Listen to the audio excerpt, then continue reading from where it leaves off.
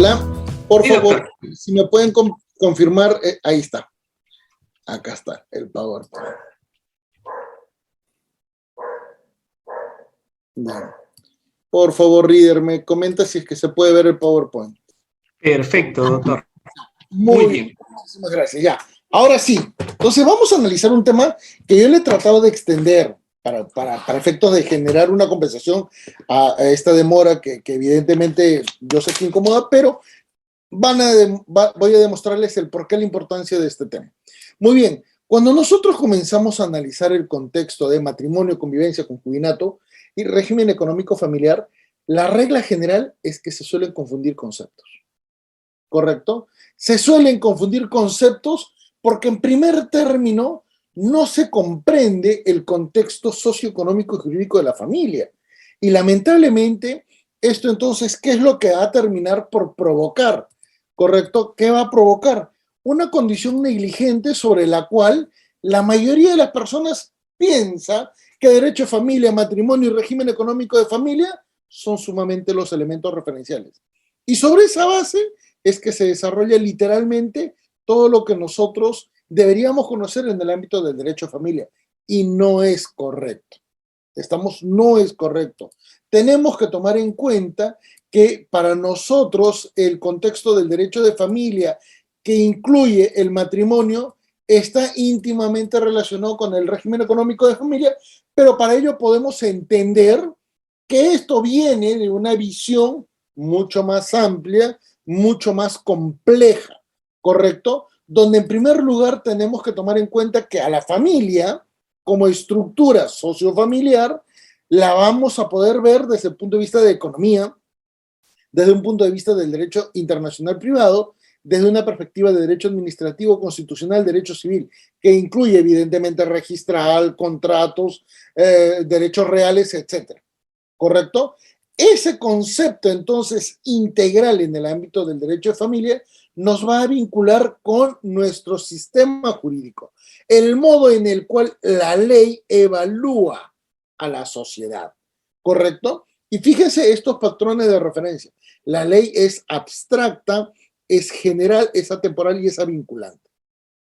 Esos patrones de referencia que nosotros lo vamos a detallar ahorita para que vean por qué es que es importante enfatizar estos esquemas. ¿Por qué va a ser importante? Veamos la descripción de esos simples elementos, ¿correcto? Para que vean cómo es que se van a desarrollar y cómo es que se tienen que comprender principalmente por su contenido. En primer lugar, la ley, señores, es abstracta, ¿correcto? Es también general, es también, ¿qué cosa? Atemporal, es también atemporal. ¿Qué significa que sean con estas características, junto también con el concepto de lo que implica la atemporalidad y finalmente el concepto de lo que implica la condición de vinculante? Ahora se los voy a decir. ¿Por qué va a ser importante con respecto a familia? Por los siguientes aspectos, señores. Por los siguientes aspectos. La ley es abstracta porque contiene normativa vinculada a actos en la sociedad, ¿correcto? Se evalúan verbos, se evalúan conductas, se evalúan acciones y condiciones. ¿Por qué la ley es general? Porque no involucra a un sujeto. El rango de evaluación es amplio, por eso es que nunca hay una condición. ¿Saben cuándo se quebró esto? Cuando se aprobó la ley de feminicidio, en donde se señaló, muy mal, correcto, que el feminicidio es aquella situación donde el varón mata a la mujer por el solo hecho de ser mujer. Yo nunca he visto una persona que mate a alguien por el solo hecho de ser algo. La mata por una situación de referencia, la mata por una condición, porque eventualmente hay un conflicto de por medio. Nadie sale a la calle para matar a una persona por el solo hecho de ser esa persona. Así que ese es un error total, pero que bueno, la ideología de género no logra entenderlo. ¿Por qué es atemporal? Porque la ley tiene una vigencia, correcto, hasta la fecha de la derogación de la norma. Por lo tanto, se considera que tiene una proyección futura y que por lo tanto es vinculante porque es obligatoria. Esos patrones de referencia son tan significativos con el concepto que vamos a analizar en la actualidad porque nos permite decir que todas las situaciones que vamos a evaluar, por ejemplo, a nivel de matrimonio, a nivel de convivencia, que están detallados en un contexto de naturaleza familiar, necesitan ser evaluados de otra manera. ¿Correcto? Derecho de familia. El derecho de familia ha sido percibido y concebido de un modo histórico. Nació hace 24 siglos en su formalidad, pero evidentemente esto tiene más de 35 siglos de historia. Pero ¿por qué es importante detallar esto? Señores, por una referencia muy particular.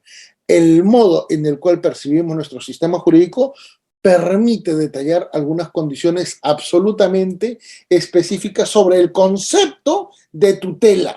¿Correcto? ¿Por qué la ley protege? ¿Por qué la ley regula? Señores, la ley establece algunas condiciones de protección, y acá lo voy a mencionar, ¿correcto? ¿Por qué el sistema jurídico protege? Porque se establece una necesidad, una condición que puede, ¿qué cosa? Favorecer el desarrollo de la comunidad. Ese es el elemento referencial. Se busca el bien común, se busca una condición de seguridad. Por eso es que se busca la seguridad jurídica, ¿correcto? Ese sistema jurídico entonces busca un nivel de protección. ¿Y por qué buscaba ese nivel de protección? Porque el concepto tradicional de familia ya no es el único, pues, ¿correcto? La familia como matrimonio, porque así se pensaba que eran equivalentes, ¿correcto? Ya no es la única. Ya no es la única. Peor aún, ya no se puede entender a la familia en forma excluyente. Recuérdese que desde 1948 tenemos ¿qué cosa? Como elemento significativo a la persona a quien se le protege en el ámbito de la dignidad. Por lo tanto, no resulta concebible el fundamento de muchísimos teóricos en el ámbito del derecho de familia que señalan que se debe proteger a la familia o que se debe proteger al matrimonio, porque además confunden ambos términos, como prioritarios en nuestra sociedad. No, señores, la persona es el elemento que fundamenta el Estado democrático de derecho de nuestro país. Por lo tanto, es el elemento esencial. Por eso es que está en el artículo primero de la Constitución. Y el artículo primero fundamenta los derechos fundamentales, fundamenta los derechos vinculados al ámbito y entorno familiar, fundamenta los derechos económicos, sociales y culturales, fundamenta los derechos naturales, artículo 3 de la Constitución, fundamenta todos los derechos ciudadanos respecto del país. Fíjense los artículos desde el número 8 hasta el número 30, ¿correcto? Fíjense cómo se establece el Estado de Derecho en nuestro país a través del artículo primero. Por lo tanto, que me digan, no, pero es que el Estado debe proteger al matrimonio. Momento, el Estado no protege al matrimonio, el Estado protege a la familia. Revisen el artículo cuarto, ¿correcto? Nunca dice que se va a proteger al matrimonio, dice que se promueve el matrimonio, que es totalmente distinto, ¿correcto? ¿Y por qué se busca promover al matrimonio? Por una razón de ciudadanía, señores. ¿Correcto? La humanidad tiene 35 siglos y durante 28 años no ha habido guerras. Pero en 38 siglos siempre ha habido guerras. ¿Y qué es lo que hacen los pueblos cuando pelean? Se destruyen. ¿Correcto? Por eso es que los países, para poder tener a alguien que los pueda proteger, es que se promueve el matrimonio, que proviene de una visión romana en el rapto de las Sabinas. ¿Correcto? Desde ahí cambia la perspectiva en la perspectiva de protección de sujetos en una sociedad, en un Estado. Porque eso se analiza de una mejor manera cuando se toma en cuenta desde 1948 los derechos humanos. ¿Por qué cambia en 1948 el concepto de nuestro sistema jurídico que ha sido, ¿qué cosa? Casi inmutable durante 3 milenios? Por una razón muy esencial. Los conceptos de vulnerabilidad, los conceptos de grupos vulnerables, los conceptos de promoción de derechos recién se van a registrar a partir de 1948. Y les voy a dar algunas referencias que probablemente ya las conozcan, pero que permiten detallar cómo es que se va a tomar en cuenta ese nivel de protección. Correcto, a ver, un ratito, voy a subir esto más acá.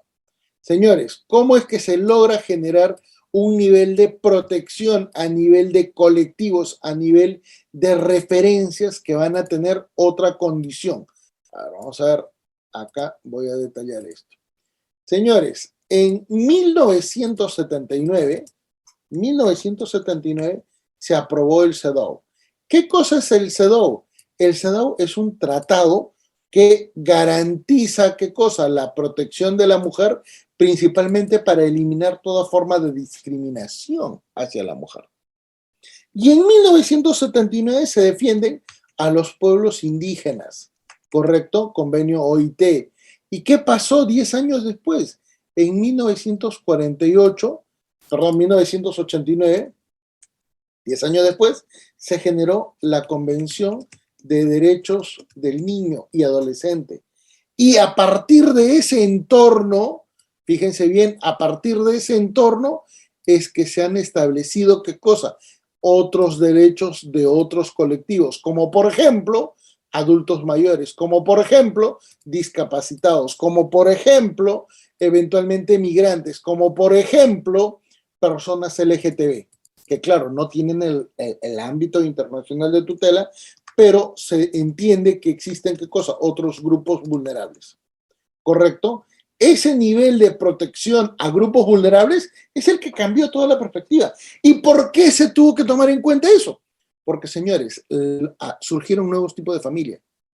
Familias que sobre la base de la matrimonial nuclear, que nosotros la estamos detallando ahí, comienzan a surgir. La familia monoparental, la familia amplia, la familia extendida, la familia sucesiva, la secuencial, la paralela, la ensamblada, la binacional, la intercultural, la dividida, la separada, la LGTB, la pareja que no quiere tener hijos, las convivencias impropias.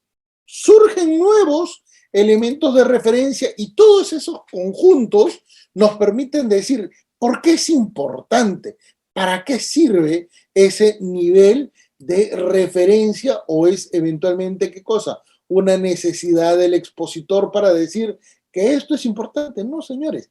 Todos esos tipos de familias permiten decir, ¿y cómo evaluamos el régimen económico? ¿Cuál va a ser la consecuencia de la capacidad económica que tengan? El patrimonio, la casa, eventualmente las obligaciones a nivel de alimentos, a nivel eventualmente de la transferencia de propiedades, dónde viven, cómo viven. ¿Correcto? ¿Cómo analizan el contexto de los frutos? ¿Cómo analizan el contexto, qué cosa? De la separación para saber quién se queda con qué. ¿Correcto? Todo eso entonces va a generar una nueva condición. Y eso es totalmente distinto al régimen establecido en el derecho civil, donde vemos derechos reales, contratos, capitulaciones, obligaciones acá es. Obligaciones y analizamos un contexto, ¿qué cosa? Sucesorio, ¿correcto? Derecho sucesorio, que es muy diferente a lo tradicional. Y fíjense, mientras que en el ámbito civil patrimonial se ve lo económico propiamente dicho, en el régimen económico de familia se ve la protección de personas. Miren cómo cambia el entorno. Y esto entonces nos permite identificar una nueva categoría. Eliminamos entonces el manejo de lo que implica,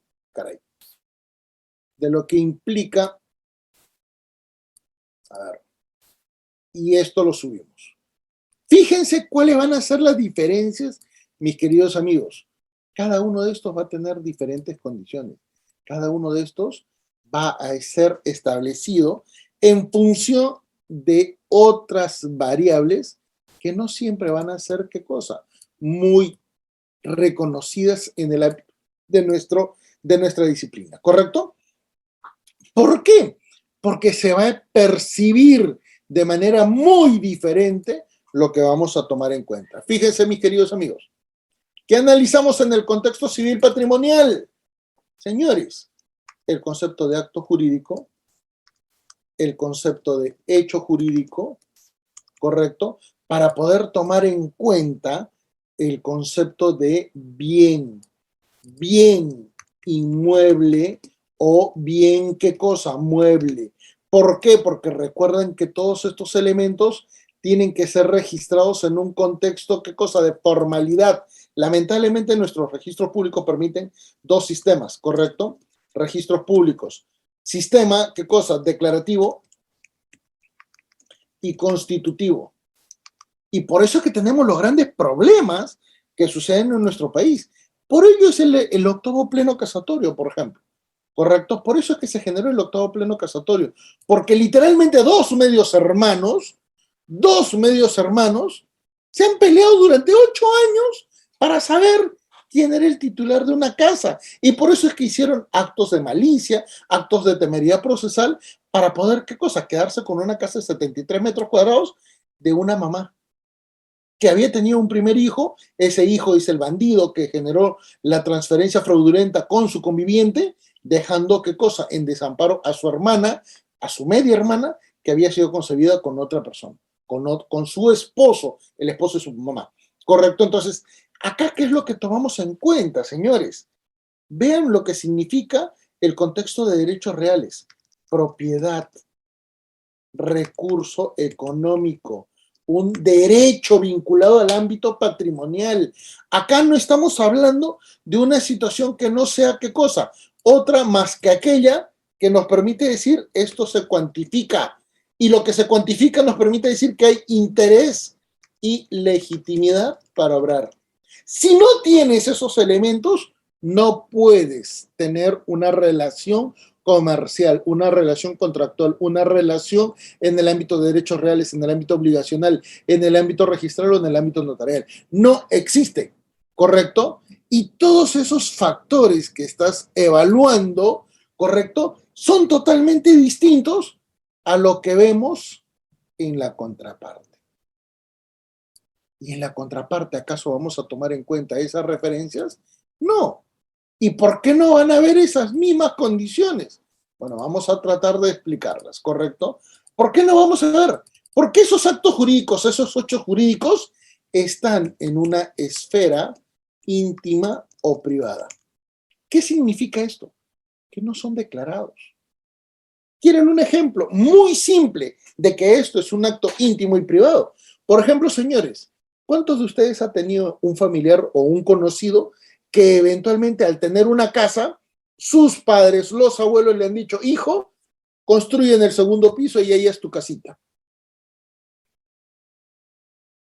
¿Le han dado algún título de propiedad?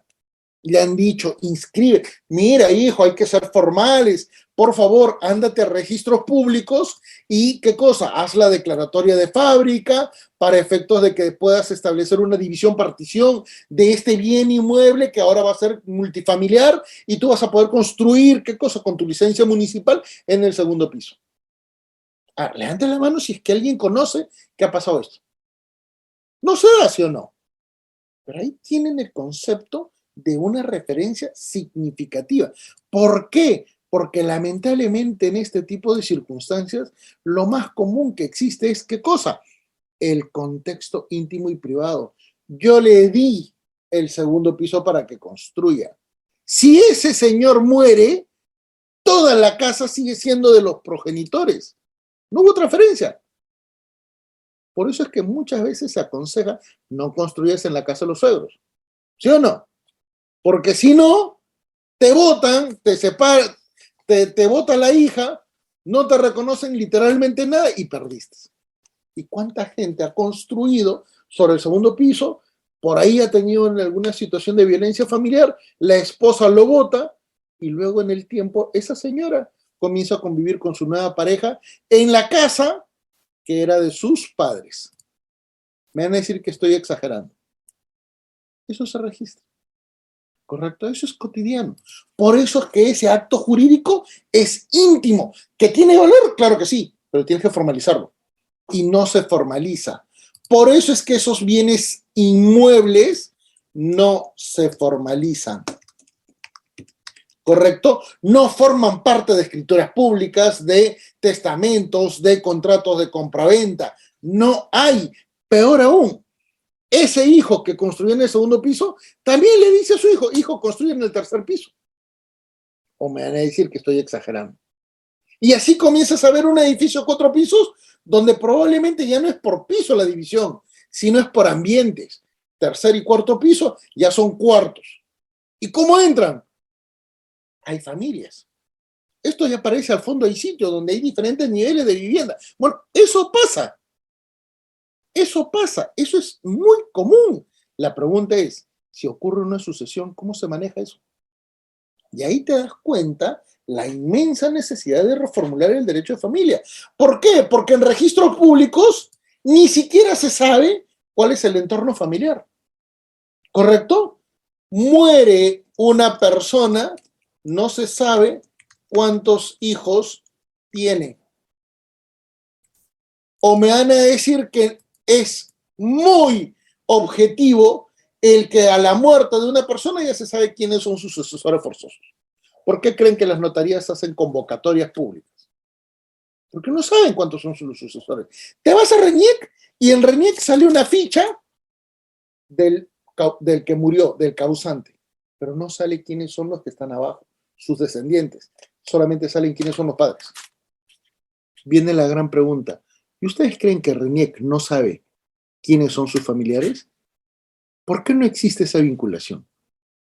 ¿Por qué a veces cuando se registra un hijo, por ejemplo, en Puno, en Cusco, correcto, de un sujeto que vive en Lima, no sabe que está demandado, que está denunciado, qué cosa, en el interior del país? Porque a nadie se le ha ocurrido averiguar o consultar qué significa seguridad jurídica. Y ese es un defecto en nuestro país, ¿correcto? Y esa propiedad no solamente se convierte en un recurso económico, sino que además es el único recurso familiar. Por eso es que las familias se matan, ¿correcto? Por eso es que acá ya no intervienen solo los que tienen interés y legitimidad para obrar, intervienen personas con interés en los bienes, ¿correcto? ¿Por qué? Porque recuerden que en este sentido, la esposa del hijo, el marido de la hija, también tienen derecho, pues, ¿correcto? Porque le corresponde, porque eventualmente en el ámbito sucesorio son pareja ¿de quién? De un sucesor forzoso. Esta realidad entonces transforma todo lo que estamos viendo y te das cuenta que acá tienes, ¿qué cosa? Un severísimo problema de oposición. Acá lo que nosotros vamos a tomar en cuenta es, ¿qué cosa? Que estos dos factores literalmente se contradicen. Literalmente no pueden verse desde una manera, ¿qué cosa? Complementaria, pese a que formalmente deberían ser trabajados, ¿qué cosa? En forma equivalente. ¿Por qué no se asume una condición mucho más objetiva? Porque a nadie le interesa. Esa es la verdad. Por eso es que los estudios en el ámbito del derecho de familia siempre han sido, ¿qué cosa? Muy limitados. Vean lo que sale a nivel de publicaciones. Literalmente es, si ustedes compran 3 libros de derecho de familia, literal, el contenido es exacto. Se repite de lo mismo. Revisen 3 libros y van a decir exactamente lo mismo. Y no solo peruanos, comparados. ¿Correcto? Un libro de Chile, un libro de Argentina, un libro de México, te va a decir lo mismo.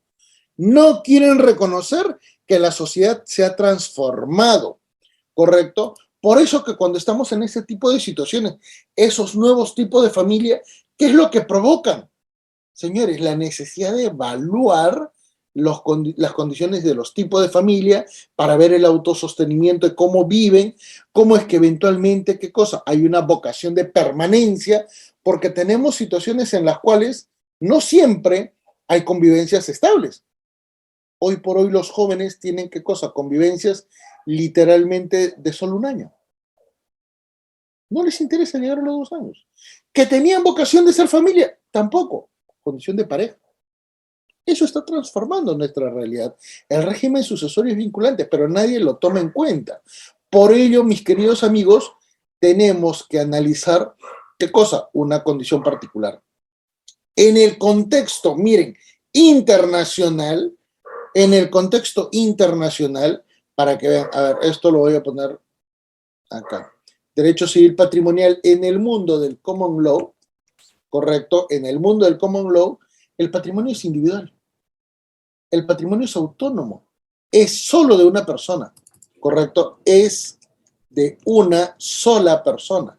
No se puede pensar que el patrimonio es de la familia. El régimen sucesorio no existe. ¿Por qué? Porque hasta los mismos sucesores son conscientes que la propiedad le pertenece a otro. Por eso, por ejemplo, he puesto acá noticias, Shaquille O'Neal y una contundente definición sobre la fortuna. Yo soy el millonario, no mis hijos. Miren la diferencia. Bill Gates no le deja su fortuna a sus hijos, ¿correcto? Bueno, él les ha dejado 20 millones de dólares, pero 20 millones frente a los miles de millones de dólares que tiene, no es nada, pues. Ya, todo el mundo puede decir, pero con 20 millones ya vives. Probablemente sí, pero recuerden que él lo que quiere es, ¿qué cosa? Que ellos también generen su propio patrimonio. Miren la gran diferencia con lo que tenemos en el contexto civil patrimonial. ¿Qué cosa? En nuestro sistema jurídico.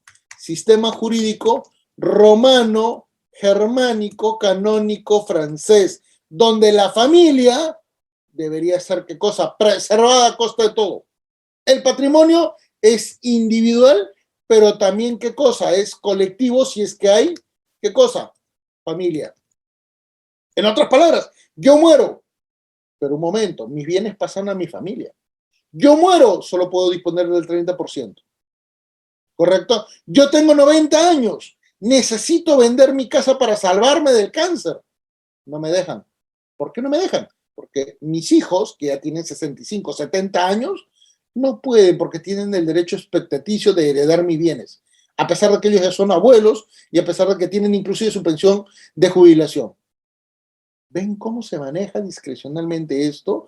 ¿Correcto? El patrimonio es una condición familiar. Por eso es que el régimen sucesorio es vinculante. Miren estas grandes diferencias entre el sistema jurídico romano, germánico, canónico, francés y el sistema jurídico del common law. ¿Correcto? En esas perspectivas, ahora viene el análisis de nuestras relaciones afectivas. ¿Por qué vamos a establecer relaciones afectivas? Le voy a poner en color rojo para poder visualizarlo mucho mejor. A ver, ¿por qué relaciones afectivas? Porque la gente suele pensar que lamentablemente solo tenemos al matrimonio. Borramos el contexto de convivencia, concubinato. Todo el mundo cree que familia es igual que matrimonio. Correcto. Todo el mundo cree que familia es igualito que matrimonio. Y no es así. No es correcto. ¿Estamos? ¿Por qué no va a ser correcto esta condición?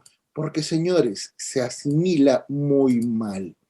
¿Cuándo se hizo equivalente? Señores, esto se hizo equivalente recién en 1804. Recién se hizo equivalente en 1804. ¿Y saben por qué? Porque existían situaciones negativas que Napoleón Bonaparte quiso evitar, principalmente porque los nobles y los burgueses millonarios de la época tenían esposa y tenían hijos con su pareja, con su amante, con la concubina. Por eso que concubina es diferente de conviviente. ¿Correcto? Eso se lo voy a explicar después. Pero fíjense, se confunde familia y matrimonio por una visión de nuestro sistema jurídico, ¿correcto? Por esa visión de nuestra perspectiva jurídica para poder, ¿qué cosa? Entender de una manera muy diferente, ¿qué cosa? Todo lo que nosotros estamos evaluando. A ver, un ratito, voy bajando por acá. Entonces, desde la perspectiva de nuestro sistema jurídico, comenzamos a observar qué cosa, que hay una manipulación muy notoria de lo que implica familia. ¿Y por qué nuestro sistema jurídico se llama romano, germánico, canónico, francés? Bueno, esta es una explicación un poco larga que va a ser importante que la pueda definir para poder detallar el por qué nosotros no logramos comprender la importancia del régimen económico en nuestra realidad. ¿Correcto? Miren, señores, ahorita se los voy a decir. Todo este sistema jurídico fue formando, fue construyendo el concepto de familia. Pero fíjense cómo se fue generando. ¿correcto? Primero, en el ámbito romano. Segundo, en el ámbito germánico. Tercero, en el ámbito canónico. Cuarto, en el concepto francés. ¿Correcto? ¿Por qué va a ser útil conocer esto? Porque toda la explicación del régimen económico proviene justamente de esta evolución. ¿Correcto? De esta evolución es que nosotros tenemos que tomar en cuenta. ¿Por qué? Porque las nupcias en Roma eran privadas. Las nupcias, el matrimonio, era público. ¿Por qué es importante esa diferenciación? Porque las nupcias eran los matrimonios generados por los patres familias. En cambio, el matrimonio era el solemnizado por el Estado. ¿Y el Estado qué otorgaba a ese matrimonio? Ciudadanía. Por eso es que es importante el matrimonio. Por eso es que hay muchas personas que creen que no se debe aprobar el matrimonio LGTB porque se tiene que tener hijos. No, no es obligatorio el matrimonio con hijos. Si no me creen, revisen la Biblia. No, pero yo me baso en la Biblia. No, te equivocas, leíste mal, pues. Correcto, tu visión, eventualmente, ¿qué cosa evangélica te impide ver cosas? Pero Abraham se casó y Abraham con Sara no tenían hijos y casi iban a morir sin hijos. Por eso es que Abraham tuvo concubinas, ¿correcto? El matrimonio en el mundo europeo buscaba principalmente la ciudadanía, el manejo del poder. ¿Qué es lo que aportó el mundo germánico con respecto del matrimonio? Señores, la igualdad del varón y mujer. Ese concepto que muchas feministas dicen que recién tiene 200 años, solo aportaron las mujeres germanas. Por eso las valquirias, correcto, de la época de los vikingos, son mujeres. ¿Mm? Ahí tienen la importancia de la mujer en la historia. ¿Qué es lo que aportó el concepto del derecho canónico? Señores, el concepto del dogma, la fe, para poder, ¿qué cosa? Imponer una condición. Por eso que tenemos derecho dogmático.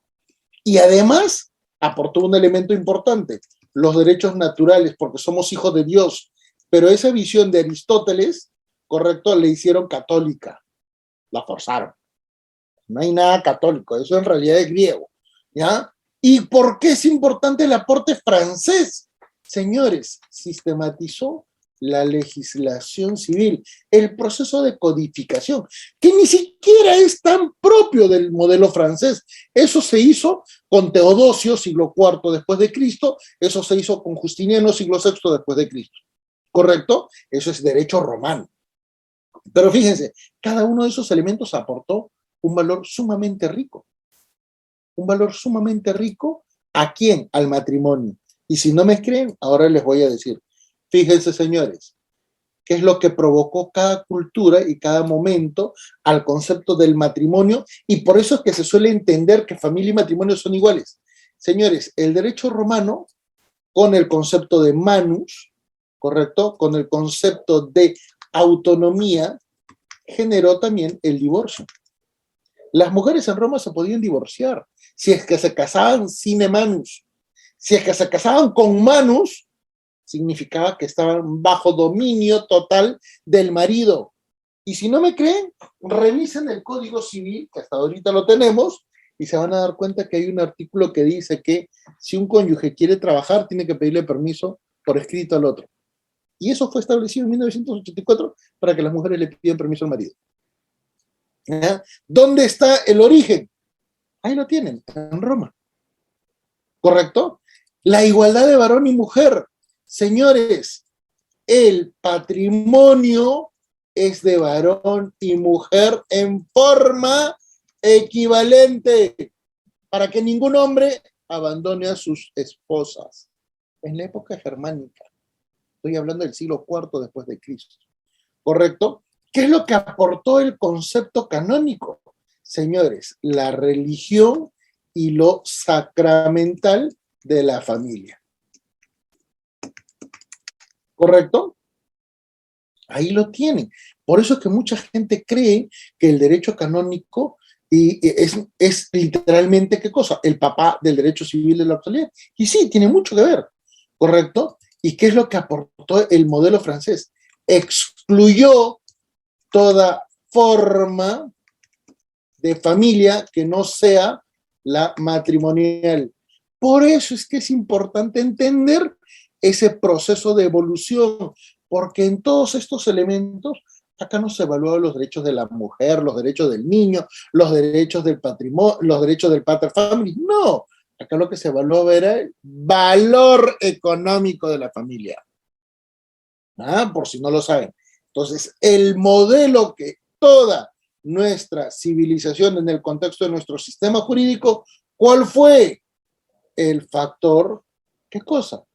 Patrimonio familiar, porque todo esto lo constituyó, ¿correcto? Todo esto se fue generando para generar una única condición. Ese es el factor referencial. Pero un momento, no solamente tenemos el contexto del matrimonio, también tenemos otras figuras, ¿correcto? ¿Cuáles? Matrimonio, convivencia, concubinato. ¿Correcto? Bueno, analicemos cada una de estas. ¿Qué quiere decir entonces el concepto del matrimonio? Vamos a tomarlo a nivel, ¿qué cosa? Sin relleno. ¿Correcto? El matrimonio es la unión de varón y mujer, según la Constitución y el Código Civil de 1984, ¿correcto? Libres de impedimento matrimonial, que se casan ante una autoridad del Estado. Recuérdese bien esto, señores.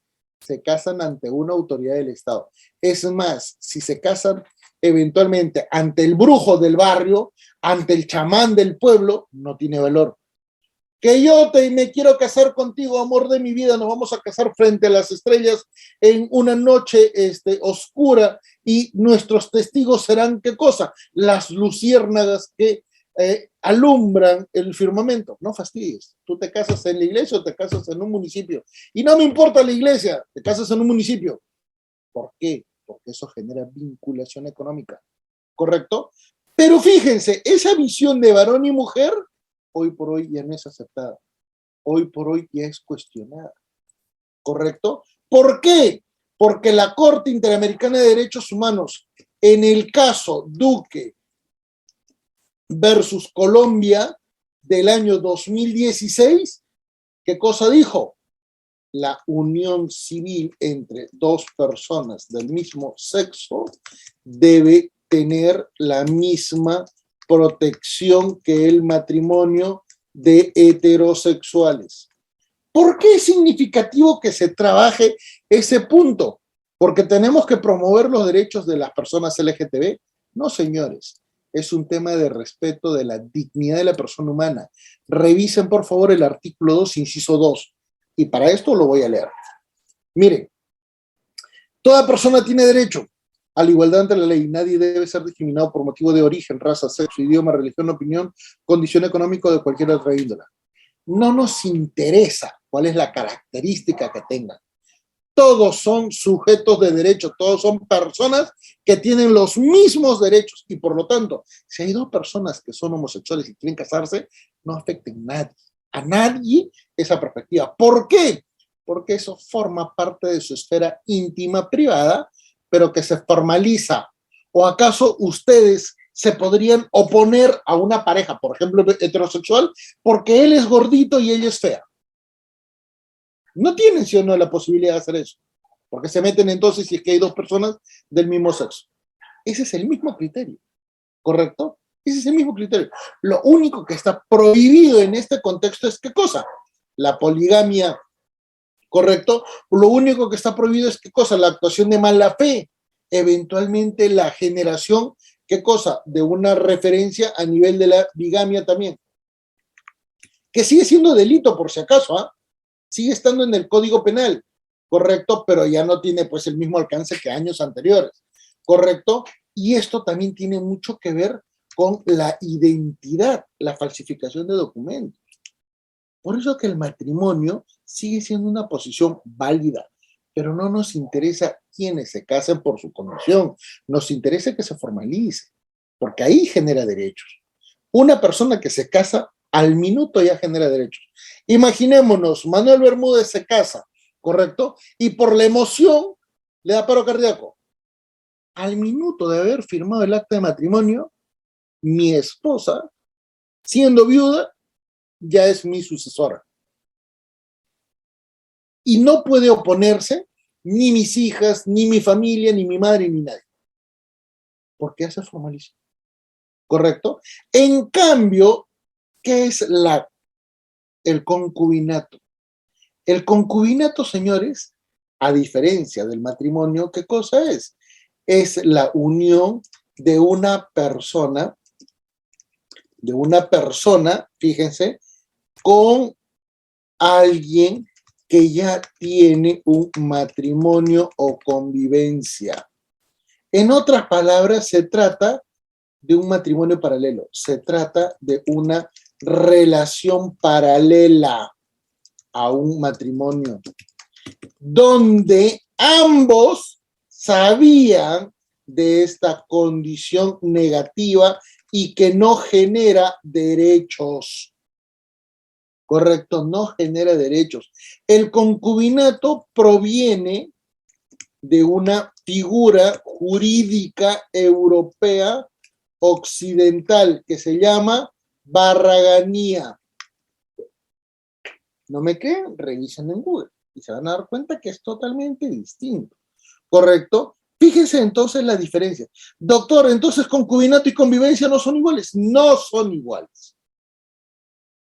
¿Ya? No son iguales. Y les voy a demostrar por qué no son iguales. Miren, señores, vamos a establecer las tres condiciones. A ver, y se las voy a demostrar. Vamos a establecer las tres condiciones. Matrimonio, convivencia, concubinato. ¿Correcto?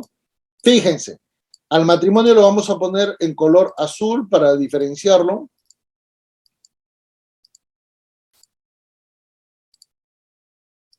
A la convivencia la vamos a poner en color amarillo para diferenciarlo y al concubinato en otro color. ¿Correcto? ¿Por qué van a haber diferencias? Bueno, acá vienen las condiciones características, mis queridos amigos. El matrimonio tiene una connotación pública. ¿Por qué? Participa el Estado. Automáticamente al participar el Estado, ¿qué es lo que hace? Se reconocen derechos y obligaciones. Eso, señores, es absolutamente vital, ¿correcto? De forma automática, el Estado reconoce derechos y obligaciones entre las partes. Por lo tanto, el nivel de oponibilidad es formal, ¿correcto? El matrimonio genera condiciones excluyentes. Se casa alguien, pero convivía con otra persona y la conviviente dice, no, ¿ese matrimonio no vale? No, señores, el matrimonio prevalece, la convivencia no. Probablemente puedas acreditar como conviviente que tu pareja se ha casado con otra, ¿qué cosa? La nulidad de ese matrimonio. Pero no porque tú lo puedas hacer, sino porque tú le vas a dar esa información a la esposa y la esposa puede anularlo. Mira cómo se cambia la diferencia, ¿correcto? En cambio, el matrimonio de forma automática también genera, ¿qué cosa? Una condición económica. ¿Cuál es? Si no dices nada, sociedad de gananciales. Pero si dices algo, ¿qué cosa vas a formar? Patrimonios independientes o autónomos, ¿correcto? Y esa es la característica principal. En cambio, señores, la convivencia tiene tres tipos. Convivencia propia, donde los dos actúan de buena fe, ¿correcto? No tienen impedimento matrimonial. Ese tipo de convivencia tiene una naturaleza privada. En otras palabras, no interviene el Estado. Y solo intervendrá el Estado para formalizar. Pero ya eso implica, ¿qué cosa? Una condición equivalente a la del matrimonio, conforme al artículo 5 de la Constitución. ¿Correcto? En cambio, hay otras dos convivencias. Convivencia impropia, donde uno actúa de buena fe y otro tiene impedimento matrimonial. Y muchos dirán, ¿pero eso es posible? Claro que sí. ¿Cuántas veces ha muerto alguien y se ha registrado qué cosa? Que se aparece la otra familia. ¿O me van a decir que exagero? Si no me creen, vean el caso de Luchito González y Reina Pachas con Charito. ¿Se acuerdan? Esa es la referencia, pues. De ahí te das cuenta que esto suele pasar. Y hay otro tipo de convivencia impropia de mala fe. ¿Pero por qué? Porque la pareja sabe que hay impedimento matrimonial, ¿correcto? Y actúa contra la ley. ¿Por qué? Porque no hay daño a terceros. Ya están separados. De repente se separaron, 5 años van solteros, al 6.º año conocen a alguien, comienzan a convivir, pero no quieren hacer el trámite del divorcio. Y muchos dirán, ¿pero por qué no quieren hacer el trámite del divorcio? Lamentablemente eso ya es una situación, ¿qué cosa? Que escapa pues a un criterio objetivo. ¿Por qué muchas personas no quieren ejecutar qué cosa? Un trámite de divorcio. Porque no quieren tener otra vez comunicación con la otra persona, pues. Lamentablemente eso es muy común, ¿correcto? Y fíjense que en este sentido del concubinato, acá sí hay conducta de mala fe. Sí hay una intención de generar daño. ¿A quién? A una cónyuge. Por regla general, el concubinato, ¿qué cosa implica? La otra pareja, por regla general, es la mujer. Y ustedes dirán, no, qué misógino. No, lo que sucede es que no hay concubinato de un varón como ajeno a un matrimonio. Porque si esa persona, aún siendo el amante de la señora, embaraza a la señora, la presunción de ese hijo será matrimonial. Y si la mujer no quiere comunicar quién es el padre del hijo, no pasa nada. Y nadie va a generar una vinculación con ese varón. En cambio, cuando una mujer es la que forma parte de la condición ajena a la del matrimonio, ahí sí genera la cosa. Pero esto exige ¿qué cosa? Exige una condición. Hijos. Porque si no hay hijos, solamente tiene la condición de amante. ¿Correcto? Y aunque parezca increíble, en este tipo de situaciones, en estos ámbitos de concubinato, por regla general siempre se presentan problemas de naturaleza económica que terminan por provocar situaciones como alimentos o eventualmente, ¿qué cosa? Perjuicio al, ¿qué cosa? Patrimonio familiar. Por ejemplo, ¿cuántas personas habrán dicho, se fue de la casa y ahora todo el dinero que él gana va directo a la nueva pareja? El señor que tenía una empresa familiar terminó trasladando su patrimonio a favor de la nueva mujer, de la nueva pareja. Eso, señores, se llama factor Greener-Grass y es un contexto patrimonial sumamente preciso, muy especializado, que no se suele analizar correctamente. Estamos, pero en ese ámbito entonces ya vamos a evaluar ¿qué cosa? El contexto de la convivencia. ¿Por qué va a ser importante entender esta referencia de la convivencia? Señores, principalmente porque la convivencia no tiene el origen que todo el mundo ha leído o que todo el mundo ha tomado en cuenta en nuestro ámbito cotidiano. ¿Por qué? Por una cuestión muy simple, señores. Lamentablemente, lo único que se ha hecho es reproducir casi lo mismo y esto ha provocado muchísima mala información. Correcto. La convivencia, señores, en términos jurídicos, ¿qué cosa es? Es la unión libre de dos personas. Hoy por hoy, desde el año 2020, se reconoce la unión de dos homosexuales también. Recuerden que esto es posible gracias a Vizcarra, que generó la posibilidad de que se le reconozca derechos sucesorios. Es la unión libre de dos personas, correcto, que pueden ser heterosexuales o homosexuales, de dos personas libres de un impedimento matrimonial, correcto, que desarrollan de forma libre, voluntaria y constante una, ¿qué cosa? Permanencia en una relación afectiva por más de 2 años en un hogar. ¿Por qué? Porque se exige cohabitación de forma pública, pacífica, ¿correcto? Y bajo un concepto, bajo reglas de buena fe. En otras palabras, a nadie perjudican, a nadie le hacen daño. ¿Por qué no se quisieron casar? Porque de repente en ese momento eran muy jóvenes, no tenían plata, porque de repente comenzaron a residir juntos y luego ya continuaron, porque de repente ya les ganaron los hijos y ya comenzaron a tener uno, dos, y luego en el tiempo recién se dan cuenta que ya viven juntos, ¿correcto? Entonces hay mil situaciones, pero acá viene un gran detalle. Señores, a partir del año 2020, los convivientes pueden dividir su patrimonio en patrimonios autónomos.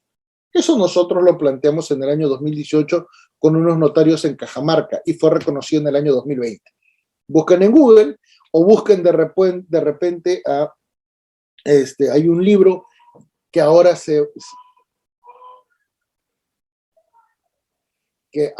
puede entender. Edward Rubio, ¿no? Busquen el libro de Edward Rubio y él trata estos temas. Y nos dice, nosotros fuimos los que planteamos esa posibilidad, porque registros públicos no lo quería reconocer. Y decían, no, la división de patrimonio es solo el matrimonio. ¿Por qué? Y les expliqué y les dije, si dos personas libres de impedimento matrimonial deciden estar en una convivencia, la pregunta es, ¿están desarrollando el artículo 1 de la Constitución? Por lo tanto, no hay impedimento alguno. Bajo esas condiciones, si los dos quieren dividir su patrimonio, ¿por qué la ley les podría exigir? ¿Dónde está la parte negativa? ¿Dónde está la parte prohibitiva? ¿Dónde está la parte del perjuicio a terceras personas? No las hay. Así que, por favor, entiéndase que en este sentido, los convivientes sí pueden dividir su patrimonio. ¿Correcto? Ahora bien, el gran problema es ¿qué cosa?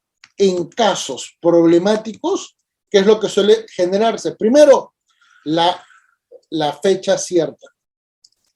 Como muchas personas no saben el reconocimiento de sus derechos, a veces ocurre, pues, ¿qué cosa? Un fallecimiento. Y al ocurrir el fallecimiento, tienen que hacer un proceso judicial para que se les reconozca. Y muchas veces cuando ya estas personas forman una familia ensamblada, o sea, que ha tenido hijos en una primera pareja, ¿qué es lo que ocurre? Que lamentablemente pues los hijos piden la sucesión intestada para justamente excluir a la conviviente, que no tenía impedimento matrimonial. ¿Pero por qué? Porque la sucesión intestada toma 6, 8 meses. En cambio, un reconocimiento de convivencia toma 2 años. Es un proceso de conocimiento. ¿Correcto? ¿Cuál es el segundo elemento en casos problemáticos? Acreditar, ¿qué cosa? El no tener impedimento matrimonial. Un turista extranjero casado en su país que vive al Perú, ¿acá viene como soltero? No, señores, viene como casado. Así desarrolla 40 años, tienen que tener en cuenta esa relación. Y hay otro factor muy importante, el dato histórico. Señores, la convivencia viene del Servinacui y es un aporte del mundo andino al mundo occidental. Y muchos dirán, no, eso es una exageración, que es sacrílego. No, es totalmente objetivo. ¿Saben por qué? En el mundo occidental, desde 1942 hasta 1804, fíjense señores, no marcó, hasta 1804, correcto, el valor de la religión hacía que nadie quiera tener convivencias, sino matrimonios, porque podían tener, ¿qué cosa? Hijos espurios, esto es, solteros, hijos ilegítimos, con parejas, convivientes, e hijos matrimoniales. ¿Correcto? Porque se podía tener hijos con categorías jurídicas no importantes. Por eso es que la gente se casaba, no por una cuestión de amor, cariño. Acuérdense que hasta hace 1960, en el Perú el matrimonio era, ¿qué cosa? Generado por los padres. ¿No? Yo de novio busco pues a unos papás y eventualmente para casarme con una novia, pero en 1960 era posible. Hoy es absolutamente impensable, ¿correcto? Pero fíjense cómo cambia el contexto y por eso es que hay mucha gente que a veces habla cuestiones que no tienen sentido. Pues. En ese sentido, ahora ya vamos a analizar el régimen económico de la familia, ¿correcto? ¿Por qué va a ser útil reconocer el régimen económico de la familia? A ver, vamos a ver, le cambiamos de color. Esto, como es plata, lo vamos a poner en color verde. La plata llama a la plata. Vamos a conocerlo así. Régimen económico de la familia, ¿correcto? ¿Por qué va a ser útil reconocer este concepto? Porque por regla general, hagan de cuenta que esto es un libro. Normalmente las personas piensan que se trata de una sociedad ganancial por la referencia al matrimonio. Nadie habla de las separaciones, nadie habla de las convivencias. Y normalmente lo único que se reconoce es bienes propios de cada individuo y bienes sociales. ¿Correcto? Ese régimen económico está tan mal trabajado que literalmente el resto queda en el aire. Nadie toma en cuenta que esos bienes sociales pueden ser y bienes inmuebles, bienes, derechos, deudas, ¿correcto? Nadie toma en cuenta que además esos bienes sociales pueden generar casuística muy importante. Por ejemplo, octavo pleno jurisdiccional de Lima, disposición de bien de sociedades gananciales. Eventualmente las deudas personales no pueden ser cobradas porque la sociedad gananciales tiene que ser finalizada. Tiene que haber un divorcio para poder cobrar la deuda de una persona que, sabiendo que es casada, generó deudas individuales. ¿Cómo se manejan los frutos? ¿Correcto? Ahí te das cuenta que esto lamentablemente genera muchísima mala información y que entonces nos permite decir, ¿cuándo es que se generan los problemas? Bueno, con el fenecimiento y la extinción de la sociedad gananciante. Ahí es donde se genera. ¿Hay una manera de poder evitar esto? Sí, en caso de quiebra. Cuando hay quiebra, ya interviene el juez de manera directa, ¿correcto? Pero cuando fenece el régimen de sociedades gananciales, puede ser voluntario, puede ser, ¿qué cosa? Antes del matrimonio, durante el matrimonio, divorcio por mutuo acuerdo, puede ser determinado judicialmente, por un caso de causal, por una condición negativa, por daño, ¿correcto? Puede ser determinado judicialmente, sí, en caso de quiebra. Y bueno, el último, el fallecimiento. Fíjense cómo se genera entonces la extinción de las sociedades gananciales. Pero un momento, eso es cuando ya es objetivo. Pero ¿qué ocurre cuando hay separaciones? ¿Qué ocurre cuando hay separaciones? ¿La sociedad continúa? ¿Qué pasa si se separan? Y uno de ellos sigue gastando deuda, sigue gastando la tarjeta de crédito que tenían ambos. Acuérdense que son deudas de las sociedades gananciales. Lo hace para perjudicar al otro. En el Perú, yo he querido implantar desde el año 2001 el contexto contable del corte financiero. Te separas, comunicas la separación para efectos de que ninguna deuda al día siguiente se te atribuye a ti. Pero no, hablo tonterías, dice. Y a cada rato les voy demostrando que en realidad quienes hablan tonterías son otros. Entonces, son elementos. ¿Por qué hay tanta información? Porque familia conoces de penal, de comercial, de societario, de tributario, de derecho internacional, de derecho constitucional, de derecho procesal, de derecho probatorio, de derecho convencional, eventualmente de medicina legal, de psicología forense. Conoces muchos elementos.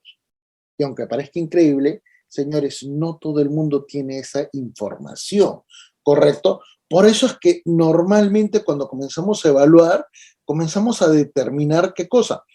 Que las sociedades gananciales, si bien es cierto de la forma genérica, puede provocar otras formas de convivencia.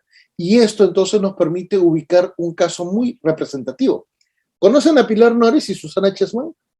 Fueron las esposas de ¿quién? Bueno, las parejas de Alan García, ¿correcto? Las parejas de Alan García. ¿Y quién fue Alan García? Uno de los delincuentes más grandes del país. Pero la cuestión es que murió y él no se había divorciado de su pareja. No se había divorciado. 15 años separado, conviviendo con Susana Chessman, que en su momento fue la concubina, porque le dio un hijo, ¿correcto? Y luego durante 15 años fue su conviviente. Cuando murió Alan García, ¿correcto? Cuando murió Alan García, pregunta a mis queridos amigos, ¿quién heredó la pensión de viudez? ¿No fue Pilar Nores? ¿Qué hubiera pasado si ustedes, como abogados, reciben la visita de Susana Chessman y hubieran dicho, señores, yo he vivido 15 años, el señor estaba separado, ¿tengo o no tengo derecho de sucesión? ¿Tengo o no tengo derecho a los millones que ha dejado? ¿Qué hubieran hecho ustedes? No, pero es que la ley dice, un momento, ustedes se meten en una casa, en un terreno, 10 años, se convierten en propietarios. Prescripción adquisitiva. Ustedes matan a alguien, se van del país por 30 años, regresan y el delito prescribió. ¿Por qué en familia el tiempo no cuenta? ¿Mm? Y les comento, en el año 2003, yo saqué una sentencia en Corte Suprema porque gané un caso. Defendí a una mujer que se había casado con un cuatrígamo.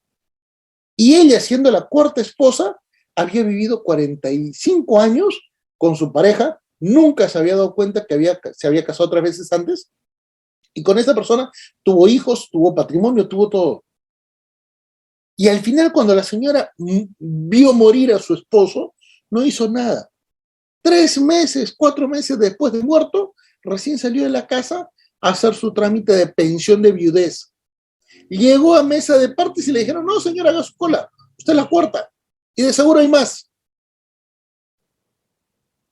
Y ganamos el caso, por una condición muy particular. Quien se casa en el Perú, en nuestro sistema jurídico, tiene que defender sus derechos, ¿correcto? Nadie te regala nada. Tú tienes que ejercer la defensa de tus derechos, más aún si es tema económico. Si no me creen, vean en derechos reales. Usted tiene autotutela. La pregunta es, si tú has sido la esposa y tú sabías que se había casado con otras, ¿dónde está la defensa de tu matrimonio? Tú has optado por la negligencia. Por lo tanto, no tienes el derecho de considerarte esposa, más aún cuando tú misma en tu propia demanda has dicho que te has casado y solo has convivido una semana. ¿Cómo te puedes quejar después de 47 años, después de 55 años sobre tu matrimonio? Y durante 45 años no has hecho absolutamente nada. Entonces, ahí ganamos. Se reconoció el matrimonio real frente al matrimonio formal.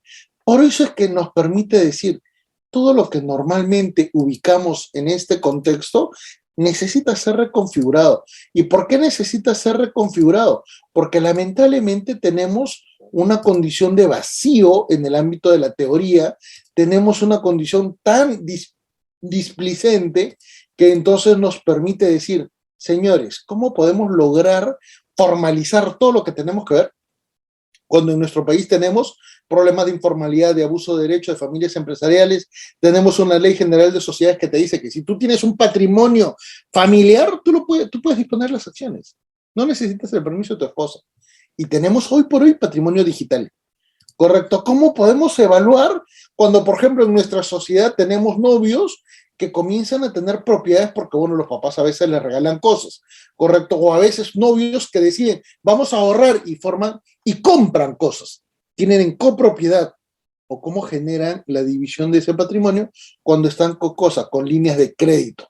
Entonces, vean estas condiciones, vean estas características y nos vamos a dar cuenta que necesitamos, ¿qué cosa? Una mayor y mejor visión de nuestra realidad. Y si no me creen, les doy un ejemplo muy sencillo. Vean el caso de Carmona, los hijos de Carmona y de Tula Rodríguez. ¿Se están peleando, sí o no? ¿Y qué es lo que ha pasado en ese sentido? Cuando murió Carmona, él ya estaba casado. ¿Quién era la esposa? Tula Rodríguez. Pero en la sucesión, fíjense bien, la esposa hereda la mitad. Y sobre el resto del 50% del patrimonio, ella también hereda en proporción igual a los otros hijos. Y como hay 4 hijos, ella tiene, ¿qué cosa? Un quinto del 50%. Un quinto del 50%. En otras palabras, tendrá, ¿qué cosa? Casi el 60% de la propiedad. Por eso es que ahí vienen muchos problemas como para poder evaluar estos contextos. ¿Qué sucede si es que hay un hijo extramatrimonial? Igual al morir esa persona que ha tenido el hijo extramatrimonial puede tener, ¿qué cosa? Una cónyuge que va a heredar y, ¿qué cosa? El resto del patrimonio, el 50% de propiedad del que murió, va a heredar en proporciones diferentes. Pero un momento, esto no va a ser posible de dividir si es que hay una sola casa hasta que muera la cónyuge. Y probablemente el hijo extramatrimonial no tenga derecho a esa casa, sino un número muy pequeño en el ámbito de la proporcionalidad. Por eso es que normalmente se debería evaluar qué cosa, que si vamos a generar contextos de evaluación muy significativos, tenemos que tomar en cuenta que hoy por hoy el manejo de una sociedad de gananciales en el ámbito al menos económico nos permite identificar qué cosa, nuevas situaciones en las cuales tenemos que variar nuestra típica perspectiva porque el derecho de familia hace muchísimo rato necesita una adaptación, necesita una nueva perspectiva sobre la cual podamos evaluar nuevos factores para poder delimitar y mejorar la perspectiva de tutela de derechos. Señores, espero que la clase les haya parecido interesante. Eventualmente quedo a la absolución de las preguntas que me pudieran formular. Muchísimas gracias. Excelente, doctor. Estimados participantes, pueden levantar su manito y les encantado estaré para que puedan realizar sus preguntas. Eso sí, por favor, las preguntas sean referentes al tema y precisas. Sí. Adelante. Doctor Luis Antonio, ¿está activo su audio?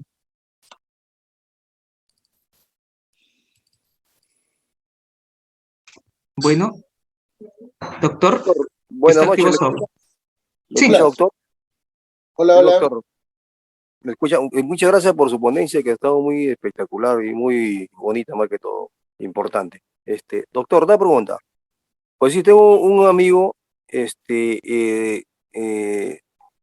convivió 15 años, se separó, no se llegó a casarse, se llegó a separar y ahorita ya han recorrido 10 años, ¿no? Pero él tenía su casita que había construido primer piso. Doctor, disculpe, doctor Luis Antonio, Un sé ejemplo. precisos al tema, por favor, porque tenemos varios participantes también. Le agradecería. Gracias, doctor. Ya, entonces quiero saber veramente su bienes o una casita que tiene, viene a reclamarlo a los 15 años de separado, pero ya tiene su compromiso, ¿no? Ahí cómo haría para recuperar por lo menos algo de la casa, ¿no? Porque realmente no se llegaron a casar.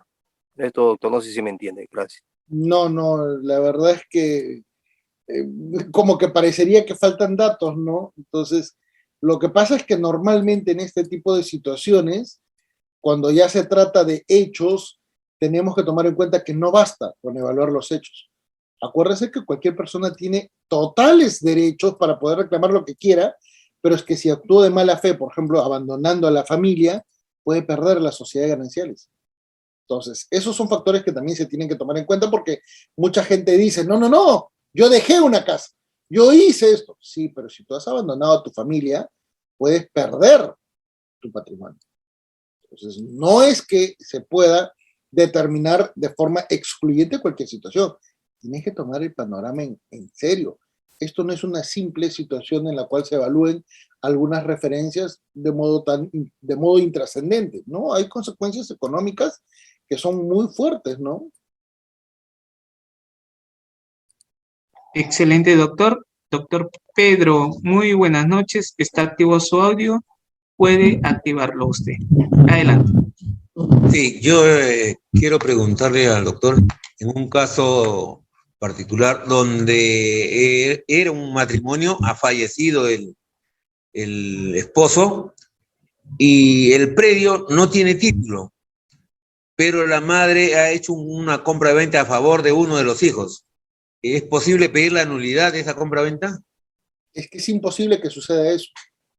Si el predio no tiene título, ¿cómo es posible hacer la transferencia? ¿Mm? Es una cuestión de lógica. Primero van a decir, oye, esa transferencia no existe. Esa transferencia puede ser privada, la anulamos. ¿Por qué? Porque no hay título, pues. Entonces, ahí tenemos que evaluar de una mejor manera el contexto de evaluación.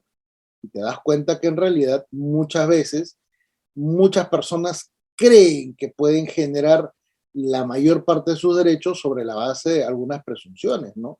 Ya hice, no, pero si no está totalmente certificado, acreditado, que esté en registros públicos, no has hecho nada. ¿Mm?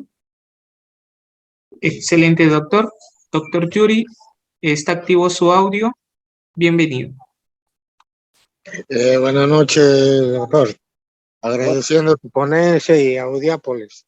Doctor, en lo que nos estaba explicando, nos habló de un proceso que tuvo usted, ¿no? Pero no le he llegado a comprender bien en cuanto a lo que usted ha señalado, con se llama un matrimonio formado con un matrimonio real. Eso quisiera que nos explique, doctor. No hay problema. ¿Qué significa un matrimonio real? Un matrimonio que ha tenido todas las condiciones y características de tener publicidad, de tener un impacto en el ámbito de la realidad. ¿Qué cosa? De nuestra comunidad. Esas condiciones hacen posible que nadie pueda dudar que esa pareja hizo un contexto de visibilidad de sus derechos y de sus condiciones, motivo por el cual es posible, ¿qué cosa? Decir que no tenían conocimiento de que estaban afectando a alguien, no tenían alguna condición negativa y peor aún, no tenían nada que les pudiera, ¿qué cosa? Limitar sus derechos, en particular cuando había una supuesta esposa que reclamaba, ¿qué cosa? Tener mejor título para poder generar una sucesión. Excelente, doctor. Doctora Judith, está activo su audio. Adelante. Buenas noches. ¿Se le escucha bien bajo, doctora? Ay, Ahora ¿ahí? un poquito más, alzar su voz nada más, por favor, doctor. Bueno, buenas noches. Tengo una pregunta. Si hay una convivencia de más de 10 años con un hombre casado con otra persona y se compra un bien, este bien no es una sociedad una sociedad. ¿Bajo qué régimen si en el caso que el hombre fallezca? No tiene derechos esa persona. Pero, como le digo, compra con la nueva pareja un bien, o sea, los dos en la minuta figura. No hay. ¿No se Eso puede? podría ser comprado a nivel de copropiedad, como copropiedad. Pero recuerda, si hacen eso, al momento de morir, la esposa, ¿qué es lo que va a pedir? El 50% de esa sucesión y va a pedir la nulidad de la compraventa, porque ese patrimonio le pertenecía a la familia. ¿Mm? Entonces, a ninguna concubina le conviene tener ese tipo de condiciones porque va a pérdida. ¿Qué es lo que pueden hacer? Exigir que efectivamente haya divorcio, pues.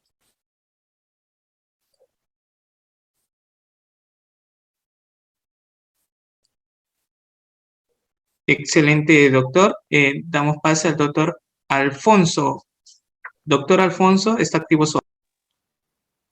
Doctor, buenas noches. Buenas noches. Buenas noches. La pregunta es la siguiente. La pregunta es la siguiente. Hay una pareja de esposos, los cuales se han separado, más no divorciado, en base a unas denuncias por maltrato mutuo que ha habido. Yo soy abogado del esposo y estamos pidiendo liquidación de gananciales. Uh-huh. ¿Habría alguna medida cautelar para que la esposa no disponga de los bienes conyugales? Es que no puede disponer. No puede disponer. Lo único que podría disponer la esposa es probablemente, ¿qué cosa? Del menaje. según el Código Civil, cuestión literal, pero no puede disponer. Pero disculpe que lo interrumpa, podría solicitar que esa liquidación de gananciales sea inscrita en los registros como una medida cautelar. No, tiene que hacerse el divorcio. No puede inscribirla como anotación de demanda, como... Tiene que hacerse el divorcio.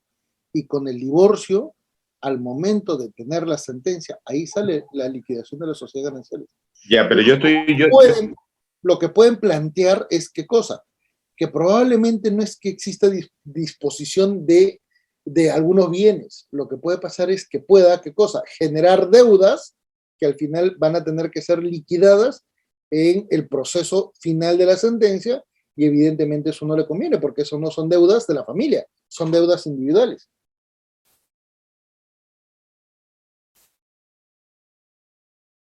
Excelente, doctor. Doctor, tenemos a Neil. Muy buenas noches. Y terminaríamos con el participante, la participante Victoria. Doctor o doctora, está activo su audio. Sí, muchas gracias, Udiápolis, y muchas gracias, doctor. Excelente su ponencia. Tengo 2 preguntas. Primera pregunta, una pareja de esposos tiene 2 hijos, luego se divorcian. Disculpe, doctora. Se separan.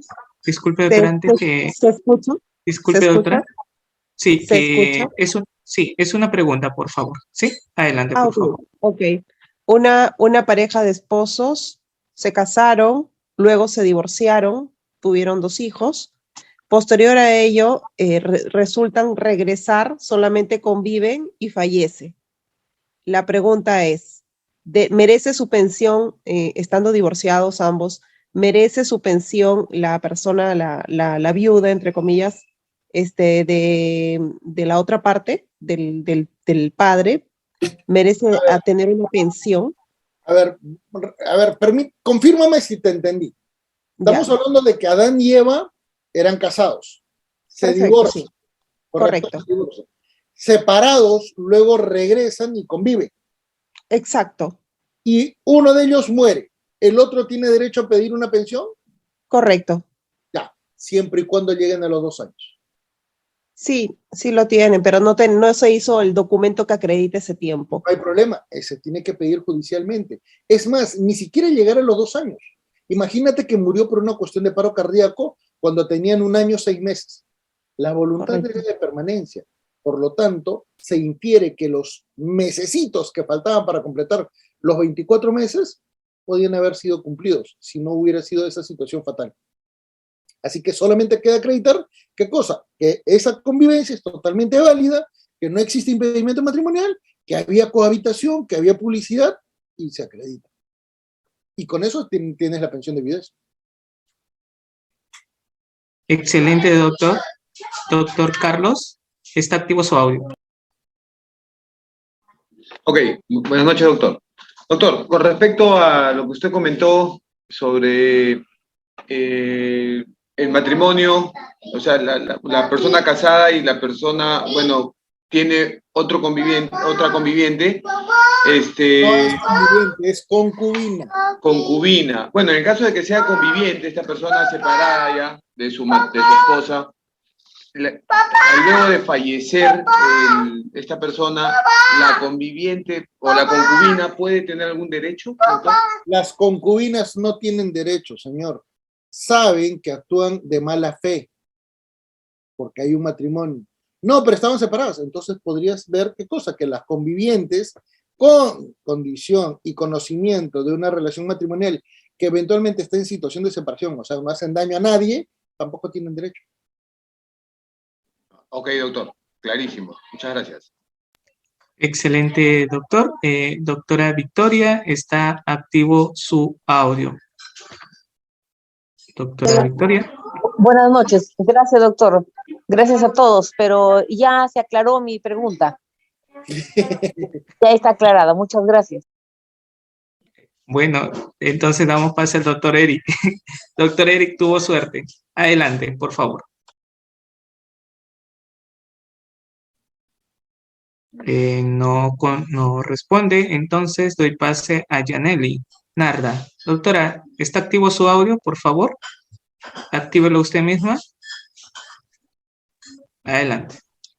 Buenas noches. ¿Se escucha? Sí. ¿Se escucha? Ya. Doctor, buenas noches. La pregunta es, si eres conviviente y estás, es una convivencia formal ya registrada en registros públicos y quisieras efectuar lo que es patrimonio independiente, ¿es posible? Por supuesto. Sí. Te vas a una notaría y los dos van diciendo, bueno, si tienen una casa, la casa se liquida de esta manera, el carro va para tal persona, algunos elementos importantes, por ejemplo, las cuentas de ahorro, se divide, no hay problema. Acuérdese que los dos son autónomos, los dos tienen la posibilidad de generar sus actos jurídicos, que en este caso no terminan por afectar porque los dos están acordando. Así que es absolutamente válido. Además hay un precedente registral. Así que con eso, ningún notario puede decir, no, que el matrimonio, que cases, no. La voluntad de las personas vale más. Excelente, doctor. Bueno, nosotros como Udiápolis estamos, como siempre, agradecidos, doctor, por cada disertación, por tomarse parte de su valioso tiempo con nuestra institución. Ahorita también nos están viendo por Facebook Live, le está agradeciendo los estudiantes. Bueno, no teníamos preguntas en Facebook Live, si no lo hubiésemos hecho llegar. Pero, doctor, cuídese mucho, que tenga un excelente fin de semana, que Dios le bendiga en todo momento a usted y a vuestra familia. Muchísimas gracias. Chao. Te mandé la diapositiva.